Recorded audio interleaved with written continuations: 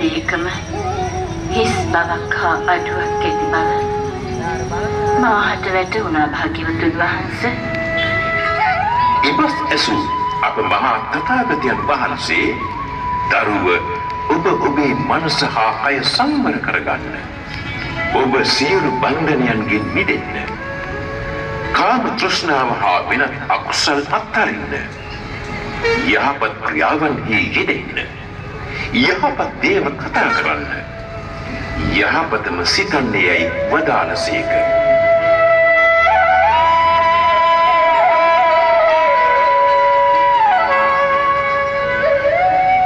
සාරා සංඝ කල්ප ලක්ෂයක් පෙරමු පුරා සම්බුද්ධත්වයට පත්වී සකල ලෝවැසියන්ගේ යහපත උදෙසා ධර්මස්කන්ධය පතුරා ලෝකය ආලෝකමත් කළ අප මහා තිලෝගුරු අමාමෑණී සම්බුදුරජාණන් වහන්සේ අවුරුදු 80ක් ආයු වළඳා පිරිනිවන් පෑමට කාලය පැමිණ ඇතැයි ආනන්ද හිමියන් ඇතුළු භික්ෂූන්ට පවසන සංවේගජනක අවස්ථාවයි 17